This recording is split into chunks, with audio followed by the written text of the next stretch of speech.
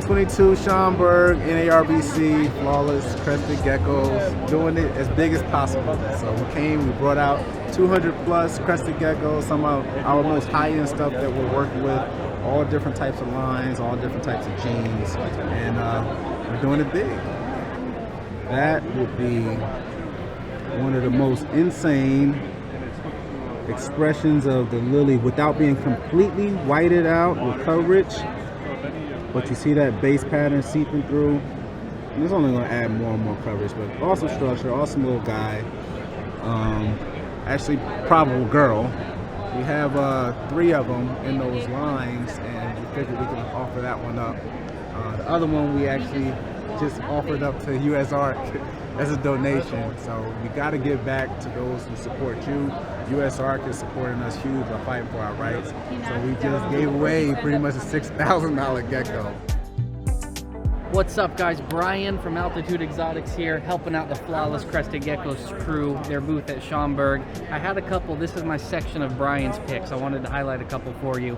If you're coming to look for a breeding group, this is the group I'd pick out. This dark quad stripe male, empty back line, super dark, super clean. What I would breed him to, I picked out 2 orange-based girls. This beautiful C2 hypo girl. You breed them together, you get that hypo gene popping out, the quad stripe on the yellow, be beautiful.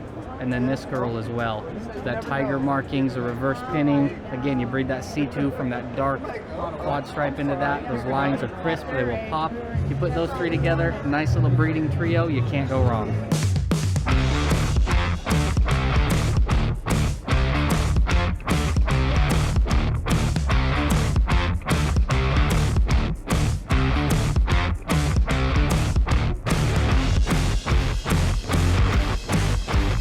We've got Patient Zero here. He is our most famous crested gecko that Pangea has. One of the most famous in the world. He's known for his incredible pattern and his black eyes. A lot of people will call him piebald. Technically, since we haven't been able to prove it genetically, piebald wouldn't probably be the best term for it. Most likely what he has is a condition that tells his body to stop producing chromatophores. So that's what produces the leucism, and you can see in a lot of areas, especially at joints, at his toes and his nose there, that there's actually a little bit of translucence. I mean, they look like translucent spots, so it's not piebald. What it most likely is vitiligo, so it's like an autoimmune disease that says, don't make chromatophore. You can see his base when you actually look at his, like his back, you can see that he's really more of a yellow tiger than anything. He does fire up more than this, and basically it's just the just more yellow kind of comes out of his pattern. Nothing really changes with the like the white, pinkish, purplish part of his body. That all stays the same. Nothing really changes there for firing up or down. He also has been we have bred him quite a bit. We actually have one of his offspring on our table over there. You can check him out. He's looks a lot like this pattern right here, yellow tiger. You could be the proud owner of it if you really wanted. ZoomEd's been in business for 45 years making reptile products, and we come to these shows and we sponsor these shows because our goal is to support the hobby, but also to inspire people, kind of show things in a different way so they can see all the different options that are out there for them, so they know what they can do, give them a different idea, something that they maybe weren't looking at before, but also see all the products that we've got out there in a way that they can enhance the hobby that they're already enjoying and kind of just give them a little bit more life to it. So this is our large palletarium. So you could fill the bottom here with water. One of my stores is going to do that. They're going to fill this with water and put some Chinese crocodile lizards in there.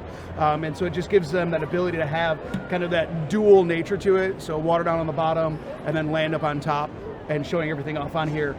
Everything in here except for the few live plants is a ZoomEd product. So this is our own unique lily orange line.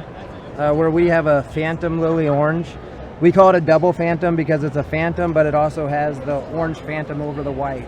And that's kind of unique to our line. Here's another one where you can see the orange going down the dorsal. From a distance, I actually thought that was a crab.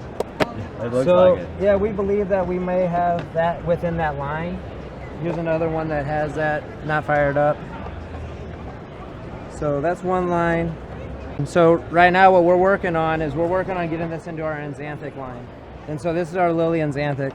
So as you can see, the yellow shows up within the white-out gene. Our goal right now is to cross this orange overlap, this orange phantom that goes over the white into the Xanthic line, and then 3 to 5 years down the road, we're hoping that we can get this orange within the white on the Xanthic animal.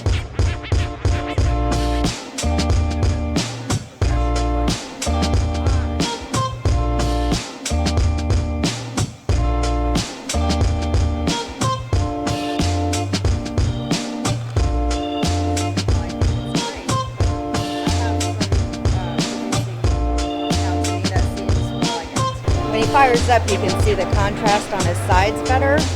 He's also got some white in there.